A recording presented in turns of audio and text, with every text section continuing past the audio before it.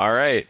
Hey guys, this is Ben Sulsky for RunItOnce.com, aka Sauce123 on PokerStars and Sauce1234 on Full Tilt.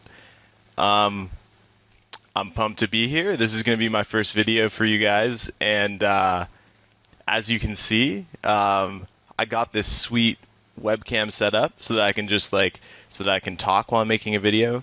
I have to, so that I can be seen while I'm making a video. And I have to confess, I haven't watched an entire hour-long poker video all the way through in years. And so my plan was to be able to pan between me talking about hands and between my screencast, and hopefully that'll make things a little bit more interesting, move a little bit faster. Although I must say it is a bit nerve-wracking to be on camera while making my poker video. So I'll try to get better at that as we go. And plus I have my dorky headset. But you know what? Audio quality is important. Anyway, without further ado, I am a high-stakes cash game player. I play a few tournaments, but I generally don't win them. I play probably 75% PLO these days, and then the other 25% is a mix of no-limit cash games and also mixed games, which I'm trying to learn so far, not particularly successfully. But most of my poker career has been playing no-limit hold'em. I've been really successful in no-limit hold'em, and I'm still, I think, competitive in the highest stakes games. One of the main reasons I don't play more no-limit hold'em is because it's really hard for me to get action. There's a few guys who play me, but they're not really around often enough, and frankly the PLO action is usually so much better that I don't have a lot of incentive to be grinding no limit hold'em these days, although there have been some big games going off lately, so hopefully I'll get into those games. So I'm going to mix it up between no limit hold'em vids and theory videos for Run It Once, with kind of an emphasis on general no limit hold'em and no limit hold'em theory. I know that Phil and Odds and Hawk and D are all making high stakes and nosebleed videos on the PLO side. And so Phil and Dan brought me on to sort of be a high stakes nosebleed player who's making some content on the no limit side. And so that's what I'm going to do.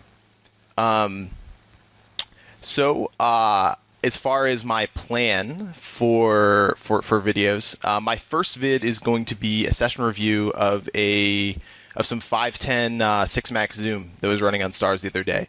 I think that's a really good format for a session review because zoom keeps things moving and you can sort of focus in on two tables and get a lot of hands turning over on those two tables. On the minus side, I'm not going to have any reads on anyone because I don't play in those games often to have reads on the player pool. And also, I'm playing with 20 players instead of 12. I think there were 20 in the player pool at the time of the video. I'm going to review that session. I'm going to keep it moving pretty quickly. There's about 75 minutes of video, and I'm going to try to make that into 2 to 4 videos. I actually don't know how long videos are going to take for me so far. I'm a bit out of practice with video making. I haven't made an instructional video for at least a year now, probably longer. And even then I was making like one every few months, so I wasn't super active there. Right, so as far as my teaching style, I think that I'm definitely a bit more theory-oriented than maybe some of the other coaches on Run It Once, which isn't to say that I'm exclusively like a math guy or a theory guy. It's just that's sort of like the way that I've had success improving my poker game. And I'm going to try to bring that sort of approach to my videos as much as possible. My second series is probably going to be a more theory-oriented video series. This series I'll just touch on the sort of theory considerations that I think we should be thinking about during hands. And then I'll flesh those out in later videos. So when we're doing comments and things, this isn't going to be when I'm doing session reviews, this isn't going to be the forum or the time to ask for like complete range versus range breakdowns, things like that, or like looking at whole strategy expected values. I'm going to try to sort of sketch what's going on in the hand now, and we'll break it down in more detail in future videos. So I decided to do the session review first because I wanted you guys to get an idea of sort of how I play and how I think about hands, and sort of like turn over a bunch of hands, see just like what lines I take, what lines I don't take, and why, and sort of like have that as a base on which to talk about stuff later.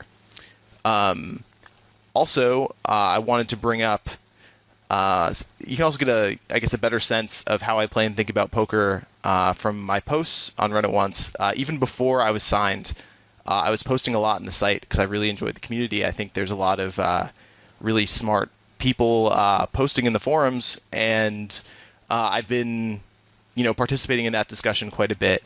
And there's a few posts I took a bunch of time writing up, and so I'm sort of trying to, incorporate them into my videos.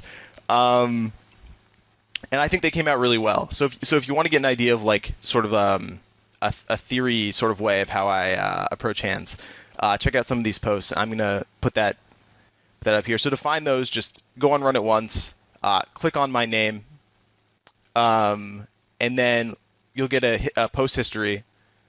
Sort these by most popular. I think generally the posts that I like the best were also the most popular. And then, there's a bunch of posts that I think went over really well. And these are like, this is like a No Limit Hold'em post, this top one here.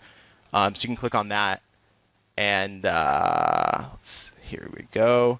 And this is just an interesting hand that a member played, and this is more of like a bit of a more theory-oriented, mathy breakdown, but without being super precise, but more of like a qualitative breakdown of the different components of the hand. So definitely check some of those posts out, and that'll give you sort of an idea of how I think about poker as well. And then finally, before we jump into the footage, I booted up pretty much a lifetime graph of all of my No Limit play for you guys, because I know it's when I open, I say, I'm gonna make No Limit Hold'em vids, but I never play No Limit Hold'em anymore. I play 25% No Limit Hold'em. That might make some people skeptical. So I got access to this really great program called Pocket, which is a new piece of database software. And they do everything online on the cloud. And they can process hand histories from any format. They might not do Badoogie, I'm not sure. But they do all the draw games, and they do all the mixed games. And so I actually got this program as a way to keep track of my mixed game play. But while I was at it, I figured, it's really functional, working really well, and it's, has a really great interface. And so I said, okay, I'm going to, email Stars and Full Tilt and get my lifetime hand histories from them, and boot it up and see how I've been doing overall, just like lifetime. And so I did that. And here is my lifetime graph. This is my lifetime graph of all No Limit Hold'em. And so as you can see here, I've played, in this database I have 2,221,000 hands. And about 1.5 million of those are No Limit Hold'em hands. So I've played mostly No Limit Hold'em in my poker career. I've played a lot of it. And obviously I have done really well. I'm up about 4.5 million in about 1.5 million hands. And this is lifetime. So this starts all the way back in 2006, where I was just graduating high school and playing for low stakes. So this is like weekly profit, $227, which I think it was really fun to look back on this for me and see like my progression up the stakes. So, things start off somewhat slowly. So there's like here's like 2006, here's like 2007. Okay, I'm up. So I made like 85K my first year, roughly, which is really crazy. I remember my goal had been to make 10K my first year playing poker, and I was gonna be like, that was like my totally out there goal. That was like my goal. Like if I do this, then life is great. I've succeeded beyond my wildest expectations, and I made a lot more than that, which I guess shows how good games were back then. And this was even after, I believe this was after the party days. So yeah, and this continues on. There's some break even stretches here. I took a lot of time off from poker at various times in my career, and so there's times when I just didn't play very many hands. And there's also times where I was playing mostly PLO, kind of in the recent past. But there's this period here where No Limit Hold'em was just like incredibly good, and I made a ton of money really quickly. And obviously, I ran well during that period. So, here's all in EV. You can toggle, which is it's about the same. I'm running a little bit below EV. I guess I'm about 400k, but more or less on EV lifetime. And then I can also graph in. I have to load the cash game hands. And then I can graph in big blinds.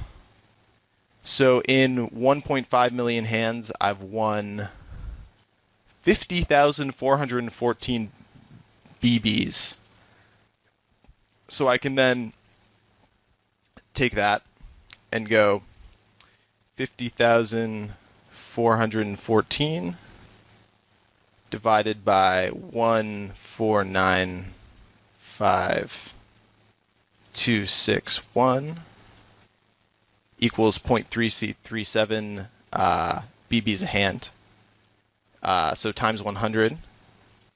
So I'm winning at 3.37 big bets per 100 over the course of my career. I tend to measure in little bets because that's what I'm used to. So I'm winning at about 6.74 BB per 100 in No Limit Hold'em over the course of my career. And some of this was multi-tabling. Most of this is at high stakes and nosebleeds. So, I mean, I think No Limit Hold'em has definitely been my best game, definitely been the game I've made the most money at, the one that I'm very, very comfortable with still. And I'm excited to discuss No Limit Hold'em with you guys and hopefully teach you a few things. So, I am going to get to the footage now, which I have right here. And to start with, we have two pretty interesting hands, one of which I think I misplayed. I actually was thinking about this hand after the session, and I wasn't happy with it. So I'll start with the hand on the left. I believe there was a raise from the small blind. It got heads up, and I called a c-bet. And then I turned top trips. And on the right-hand side, I 3-bet a button open. I tried to sometimes 3-bet and sometimes call with a hand like 8-7 of hearts. I think it's maybe a little bit too aggro to always 3-bet every suited connector against a button open in 6-max. Although you can, but I think you kind of want to mix it up a little bit more. So I'll just 3-bet 8-7 suited sometimes and call sometimes. When I'm 3-betting it, I mean, basically that's another way of saying that I think that I'm kind of indifferent between 3-betting and calling versus most opens. The reason why I'm indifferent is that if I 3-bet, I'll get some fold equity pre. I'll have pretty good implied odds post on the boards that I hit, because most of my 3-betting range is big cards and some big pairs. And I'll be able to send my bluff effectively because of all those big pairs in my range. And I'll get a lot of folds post-flop. On the other hand, I'll be risking a big 3-bet pre-flop with a hand which is an equity dog. And there's also a lot of situations where my opponent's range will tighten up quite a bit when he calls the 3-bet. And so there'll be a lot of spots where I'll end up betting 1, 2, or 3 times on a bluff or semi-bluff, and I'll end up just getting called by a stronger range. So those two considerations, I would say, sort of cancel each other out if I had to guess, although I'm not 100% sure how those lie. And so I'm gonna start the footage now and talk about both of these hands. Let's see which one I look at first. I'm deciding how much to bet here on the left. Thinking a lot about it. This is one of those spots where I think you could overbet, and I think some people would overbet. I prefer not to overbet in this spot on the left because I'm planning on betting some hands. Well, okay, that's not exactly true. I think it's good and completely fine to develop both an overbetting range and a smaller betting range. But generally, I tend to pick a bet size which is somewhat large, bet somewhat polarized, and then leave a lot of money left on the river. So my plan is basically, so I'm betting 90 into 137. My plan is basically to, I think I will get check raised occasionally on the turn here. I don't think I get check raised a lot, because I think that out of position is going to be like, hey, there aren't as many 8s in my range as in the other guy's range. And also, he's going to read me correctly for a lot of straight draws and flush draws. And he's gonna have more like ace high type hands himself, especially if he c-bets a lot.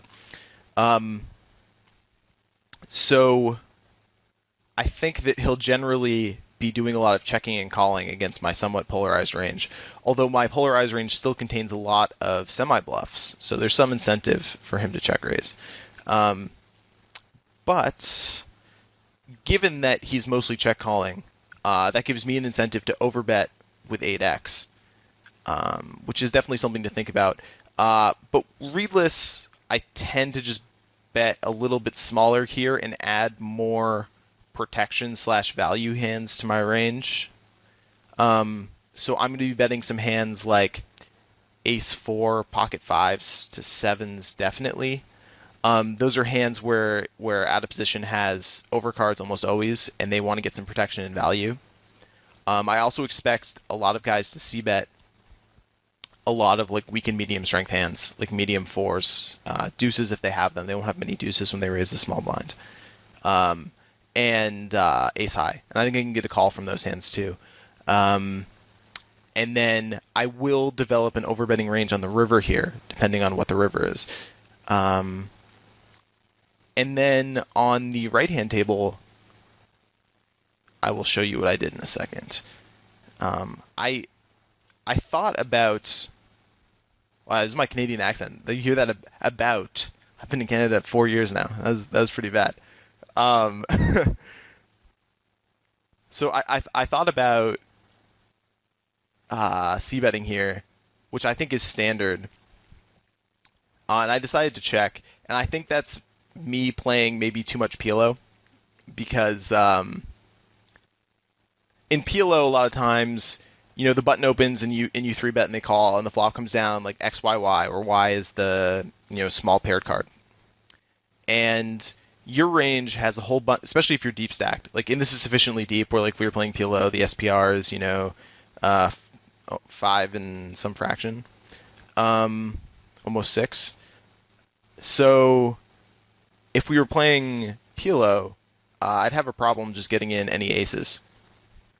Especially if the button was opening wide, and especially if it was heads-up PLO. And that's a spot where sometimes I'll develop a pretty substantial checking range in order to realize my equity and fold some of my hands on each street, rather than narrowing in position's range by betting and letting him fold a lot of his range. Now, I was thinking a similar thing in No Limit, where I was sort of looking at my range here, and I was like, okay, so I have all these, big overcard hands. I have a few hands like 8-7 suited and like pocket 8s and things. Although I don't know if I 3-bet pocket 8s here. That'd be a borderline hand for me. And then I have big pairs. And I was like, okay, well, I'm going to play a strategy where I'm checking a lot of my hands on the flop.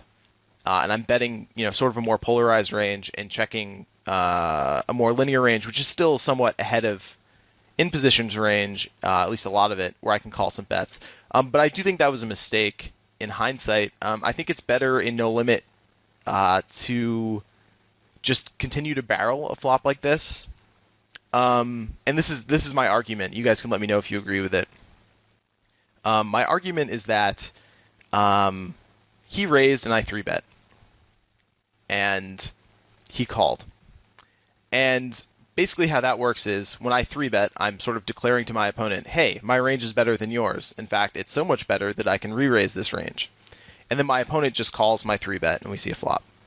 And when he just calls my 3-bet, he's like, well, yeah, I opened with some stuff, and I'm going to fold some of it, I'm going to re-raise some of it, I'm going to call some of it, and I'm going to call kind of the middle part. And the reason why he doesn't slow play a hand like aces pre-flop is because a lot of times the flop is going to significantly change our ranges because there's draws and no limit hold'em. So there's like, if you have queen jack suited, you can call that queen high, but really what it is it's a draw to a queen or a jack or a straight draw. And that's why you can call it against a range that contains so many big pairs, because you're going to improve against hands like ace king so often, etc. So the flop comes down 7 deuce deuce rainbow, and those 2 deuces do basically nothing for either of us. Those leave both of our ranges almost completely unchanged. He probably has ace deuce suited, maybe king deuce suited if he's very loose, and I might even have ace deuce suited or a couple of random suited deuces in my 3-betting range, at least sometimes. So they'll call that deuce a push, but it's basically a blank. And then we have the 7 here, and the 7 is a card that's low enough where it doesn't really do much for either of our ranges either. Now, keep in mind, I did end up hitting the 7, and he'll hit the 7 sometimes too. Hands like, basically suited 7s hit it. So ace 7 suited, king 7 suited hit the 7. 8-7 suited, 7-6 suited, 7-5 suited, those sort of hands are going to hit the 7.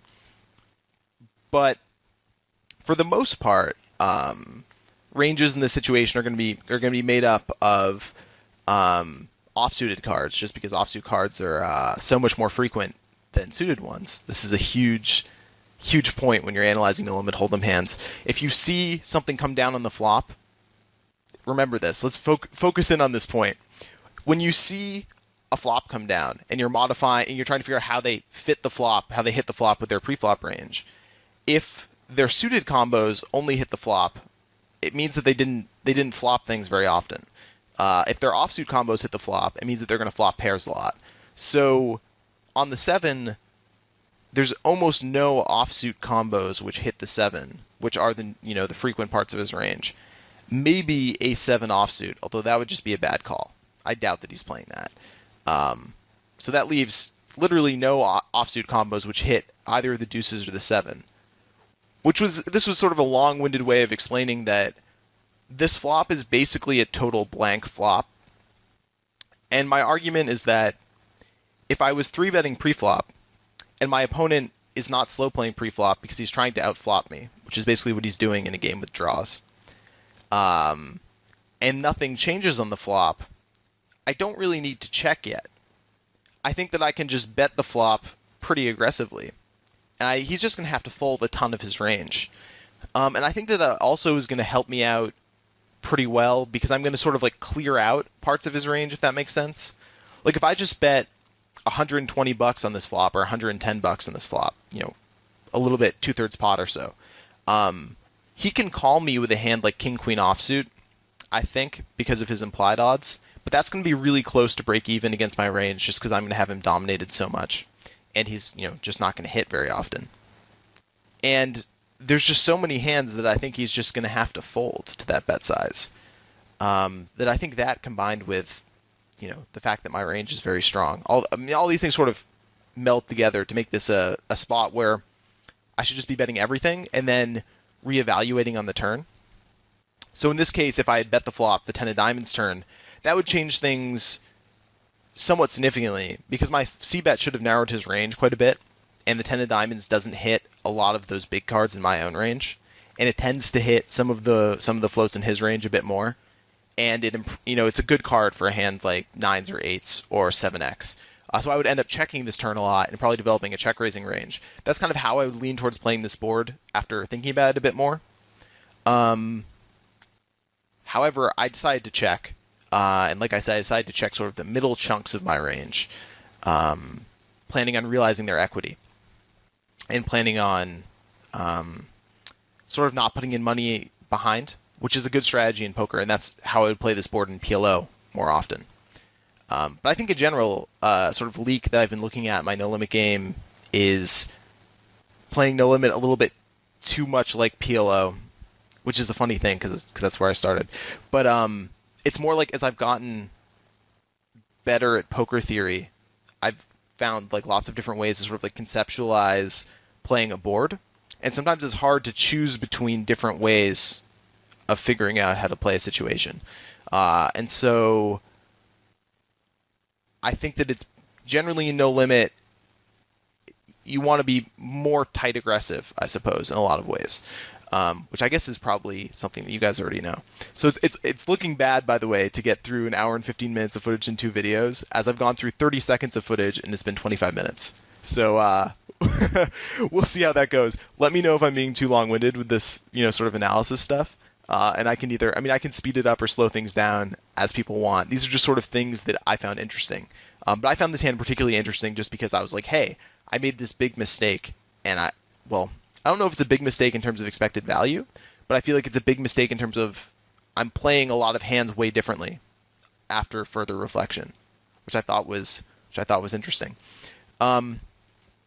Okay, so I checked, and he checked, and we have the 10 of diamonds turn. What's happening now? Well, I'm going to follow through on my plan from the flop, and as I was explaining my flop play, and I was like, okay, I'm going to check a lot of the middle chunks of my range. Those are a lot of hands like, ace-8 suited, ace-jack, ace-king, etc.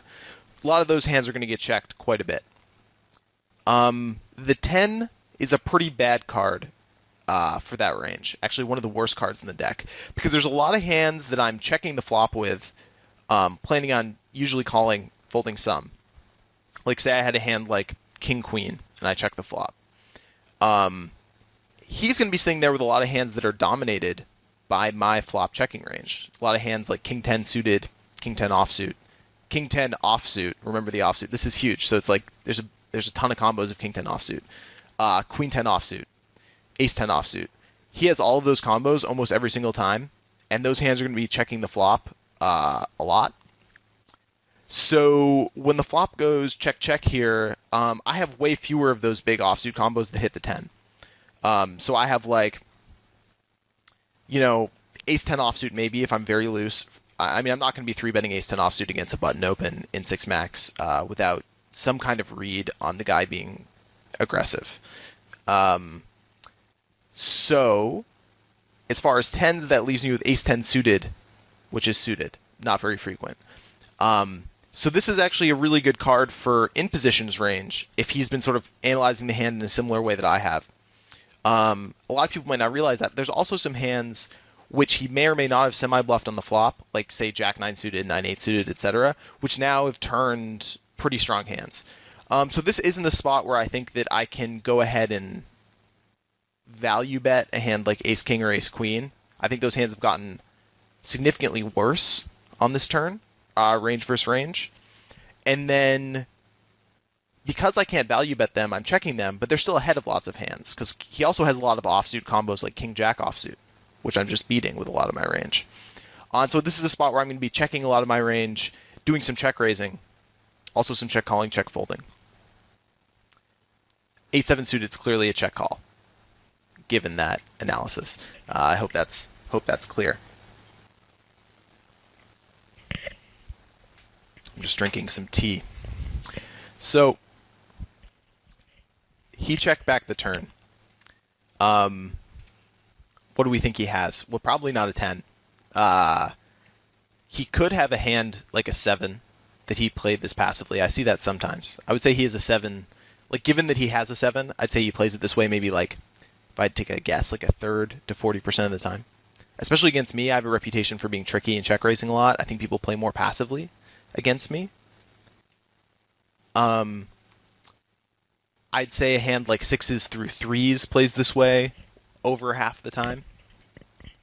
I'm talking about against, sort of a standard player pool, not against. I have no reads on this particular player. Consider him like a, cardboard cutout of a player for now. And then he's going to have, the most frequent hand in his range is going to be a hand like ace-jack offsuit, ace-queen offsuit, king-jack offsuit, king-queen offsuit. Those are going to be very, very frequent. And then he might even randomly show up with a hand like Jack-9 suited or 9-8 suited or something like that. Although I think those are going to be quite a bit less frequent, and mostly you're getting semi-bluffed. So I think it's clear that when his range is like pairs smaller than mine, the very infrequent 10, ace-8 suited occasionally, which I beat, and then a lot of ace highs. I have a very clear value bet in the river. I don't have a check raise because he's not going to be betting this river that often, I think. Also, I can bluff here with parts of my range. Given that he checked down, I think I have a bluff with a hand like say I have like King 9 suited. If I haven't already bluffed with that hand, I can be bluffing now for sure. Queen Jack suited as well, definitely. I should be bluffing the river with. So I have a relatively polarized range that I can play on the river, and I think 8-7 suited just clearly falls within that range. And my sizing shouldn't be huge here. I'm not trying to represent a range of like the slow play nuts and a few bluffs. I'm trying to represent a range of like, anything from, 6s might be a little bit thin, but basically 7s and 8s, the occasional 10, that sort of range. And I got called. Let's see what he called with here. I don't remember the exact hand. So he called with ace king, which is a little weird. I would expect a 4-bet there almost always. I think not 4-betting is a mistake. I think that's just too strong of a hand not to 4-bet. But other than that, he played his hand, I would say, in a more or less standard way. I think you could even argue for a bet on the flop, because I'll call with worse. I'll call with ace-queen. You won't actually be a favorite against my range. You'll probably be about a push against my range, but it's nice to have a hand like ace-king in your betting range on the flop so that, when an ace or a king hits on the turn, you can sort of confidently get max value. Although you can also jam over bets later on if you check back. So I think he played his hand fine. I may or may not have played it differently. I think that's a very standard and good line by him, though. So I've gotten through a minute and 25 seconds of footage now. So this may be a longer video series than I had anticipated. I guess I have a lot to talk about, or think I have a lot to talk about at least. As far as button opening, I've been opening to 2.5 lately. Sometimes I open to 3x. Sometimes I min raise. You can do that exploitatively if you want. If you think they fold too much to a certain bet size, you can make that one. If you think they call way too much to a certain bet size, you can make that one. There isn't going to be a huge amount of edge to be had, I think, in picking a pre-flop bet size here, at least that I found. So I think anything's okay here. The main thing to remember when you're picking an opening size is that the cheaper your open is, the wider your range should be. And the more expensive your open is, the tighter your range should be. So if I'm min raising, I need to be opening, with a wider range. My bet's risking less to win the blinds, so I can be opening, somewhat wider. If I had to give you just like ballpark estimates, I think you could end up min raising with 100 BBs, maybe like 55-60% of hands against tough blinds, and then 2.5x, maybe like 45 to 50%, and 3x, I think you want to be in like the 40 to 45% range, maybe as much as 50% range against tough blinds. I think these blinds probably aren't going to be as tough as the ones I'm sort of thinking about in my head. I expect tough blinds to be 3-betting together, quite a bit, at least 15% or something. I might be a little bit off there. Maybe you can go a little bit looser on all those ranges. It's sort of hard to like talk about these things in a theory vacuum because preflop's really complicated. There's a lot of the game tree left to think about, and a lot of times I feel like I'm going to have a pretty substantial post-flop edge, and against these guys, and so I kind of factor that into my raising range.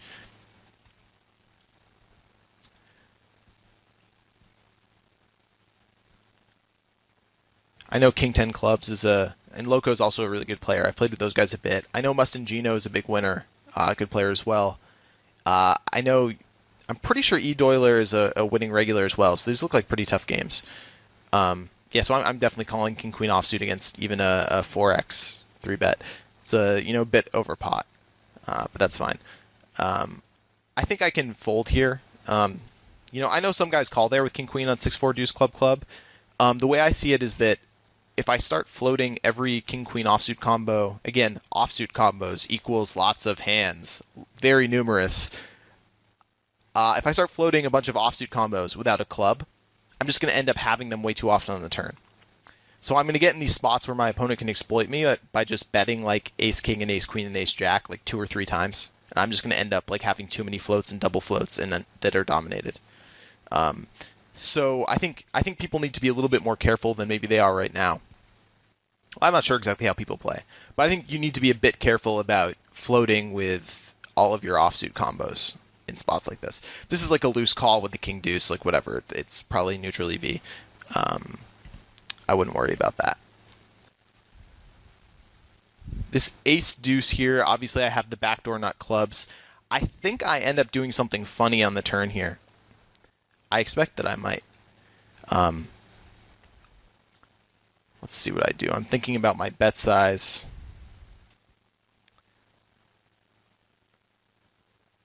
I decided to go for 40.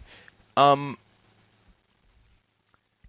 mean, the issue is that, like, it's nice to have some sort of exploitative read on the flop play, like, or like to be less jargon based, like to kind of have an idea how my opponent plays flops.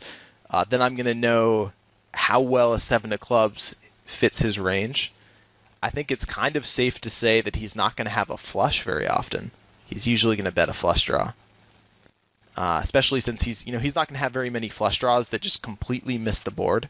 Like, he's not going to have, I mean, even if he has 3 deuce of clubs, he has a gutter. And if he has, say, jack 10 of clubs, he has a backdoor straight draw and 2 overs. So this is a pretty good board to bet almost every flush draw. They have a lot of value, especially the ones that are in his opening range.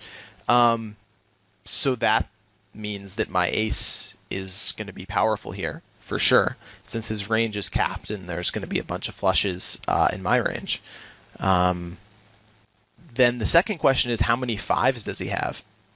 The answer is probably not that many. And the reason is that he's going to not have most of the offsuit 5 combos. This is like the theme of today's video, apparently, is like offsuit combos equals lots of combos.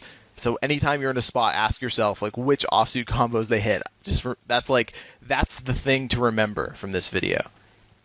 Think about the offsuit combos. So I expect that this guy is not going to have hands like 7-5 offsuit, not going to have hands like 8-5 offsuit, things like that.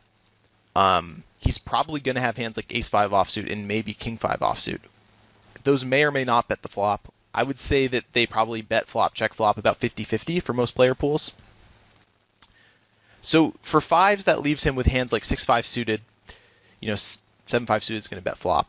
But like 8-5 suited, things like that are probably going to check flop at least sometimes, and turn a straight. And then I think that he's going to turn, just a ton of clubs. He's going to have like king of clubs, jack of hearts, and he's probably going to end up calling a bet with those hands. So I think that my bet size here is fine. I think that any bet size here is fine. I think that check raise is not going to win nearly as much against most opponents as bet. Because we actually want to... Well, check raise is actually okay, provided he bets a lot of hands like king of clubs, jack X, which he's then going to either fold or call to a raise and fold the river. But because he has some 5 combos, but not that many, he also has 10-9 suited combos maybe, 10-9 offsuit combos maybe. So he has a few straights, but he has mostly hands like ace-6, ace-4 offsuit, ace-8 offsuit. He has pocket 5s sometimes.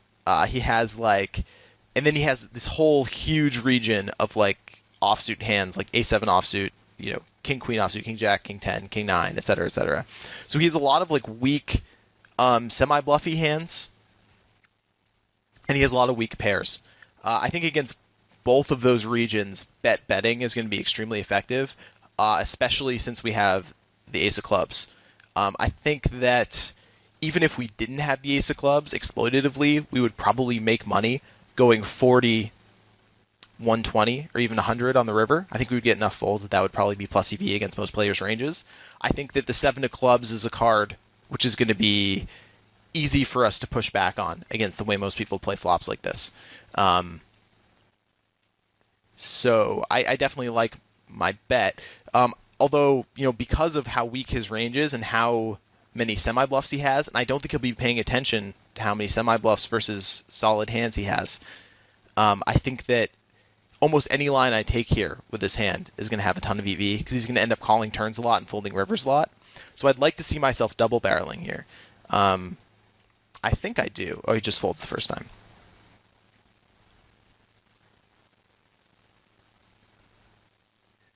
So, I mean, this is a standard 4-bet. As far as ranges are concerned, that's a smaller, so less expensive 3-bet for him, so I can widen my range slightly. But, a 4-bet is still... I mean, he still has... he has, 82 bigs, 83 bigs. So I think that for me, a hand like Queens is definitely strong enough to 4-bet call.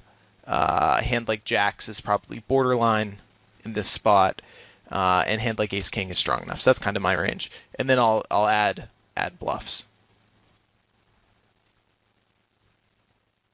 I think at this stack depth, there's no need to be particularly. There's no need to add a hand like, say, Ace Queen suited and fold to the jam. I think that would be a little bit much here. So I just make it 180. I don't like clicking it back or making it extremely small. I think if I do that, he can just peel with almost everything in his range and just try to outflop me. I'm definitely going to have a lot of hands like Ace King here, and Ace King is easy to outflop.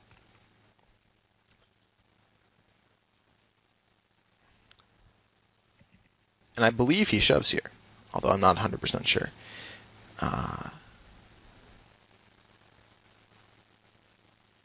He's tanking. 6-10. I think that's a committing raise. So we get this in. And that's just very standard. And I chop.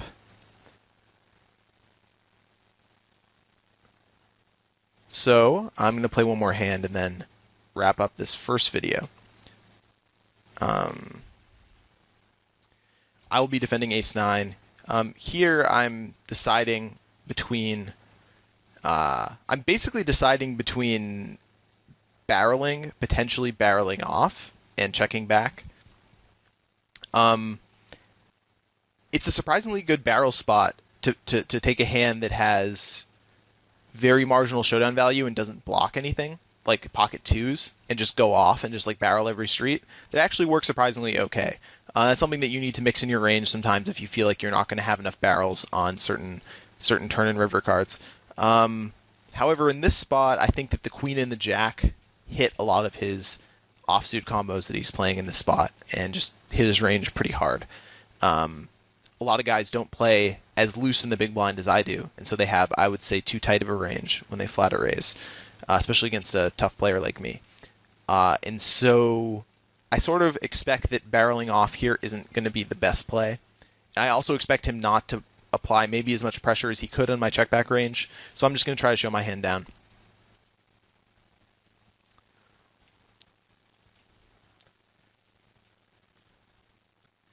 On the ace, I think this is one of these cards where I now have a little bit too strong of a range to check and show down pocket fours anymore. I think pocket sixes or sevens, definitely eights, would be a check down. But I think fours might be just a little bit too weak. So this is a spot where and really the ace is a nice card for my range. Now that being said, there aren't a ton of hands which I would play the flop like this that really smash the ace. Like my nut hands here are going to be like ace 5, ace 10, maybe ace king, maybe not even ace 10 that often. Maybe like ace 9 suited. So I have a lot of those hands, but keep in mind, like, so does he. So I think this bet is just okay. It's not amazing. This is a better bet to make if I can really smash the river and make a big overbet in the river. But I can't really do that because my range is relatively capped in this spot. Although I will still double barrel here almost every time. And this is like an ideal double barrel card. I think that a lot of people might not realize just how good this king is. Like, sure, he's going to have a lot of, those offsuit combos, like I said, like Jack 10, Queen 10. King 10's going going to play differently. But basically, Jack 10, Queen 10, maybe Ace 10. Probably not 10-10. But those are hands that he's going to have. But I think that especially when he flatted a relatively small raise pre from the big blind, there's just so many other hands like Queen 7 suited, Jack 8 offsuit. Those to name two. But like hands in those sort of categories that are going to have a lot of trouble calling a river bet here. And I can make it fairly big, I think, because of the way I'm reading his range here. I would say I have more 10s than he does. So I think I'll make it like a little bit bigger than that. That's okay. I might even make it a little bit more. I might make it like 110 in hindsight. And then on the left table here, I bet near pot on the turn, which is fine. I mean, I have a hand which is very strong in this spot, and definitely that turn is going to let him turn a lot of sort of like pretty strong semi-bluffs that I want to give a bad price, like, you know, like Queen Jack off and Jack 8 suited and 8-7 suited and King Queen off and hands like that. I want to charge those hands, and he's also going to have some hands that, you know, like that he probably is going to call a bet with, like Ace King and Ace Queen that he may or may not have bet flop with, and then a big part of his range is going to be 8s to 3s.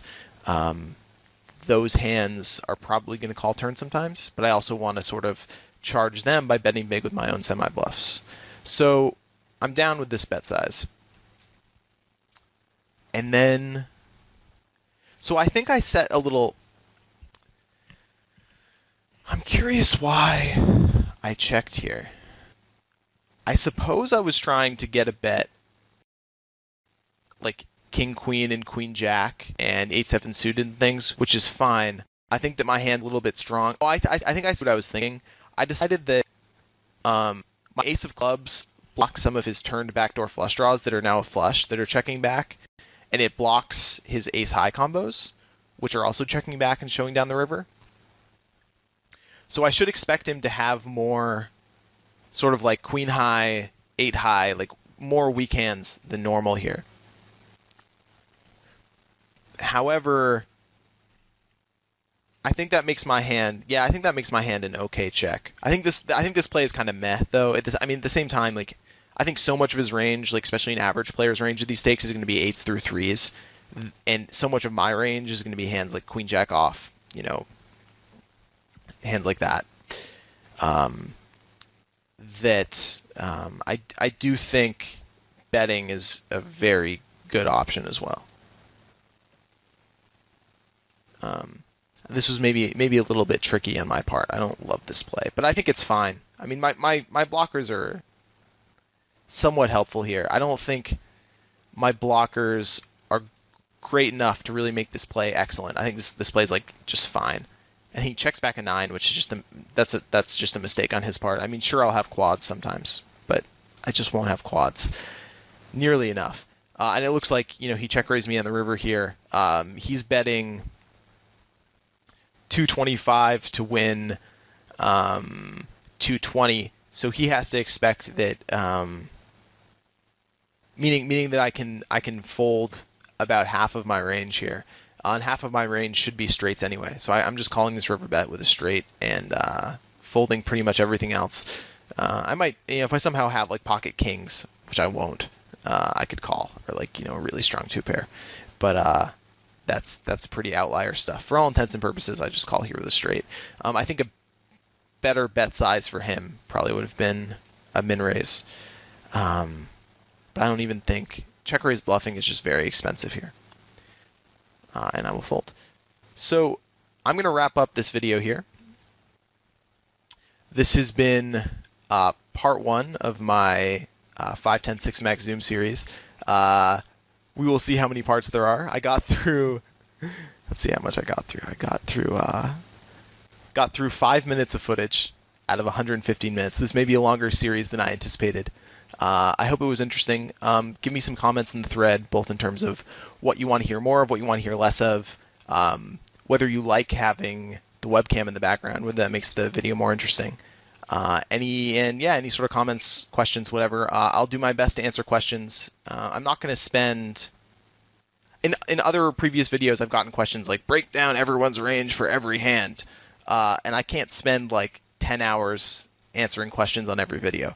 So I'm going to give sort of like quicker answers in a video like this. And in a more like theory video, we'll look at things a little bit more in depth. So this has been Ben Sulsky for RunItOnce.com, bringing you No Limit Hold'em.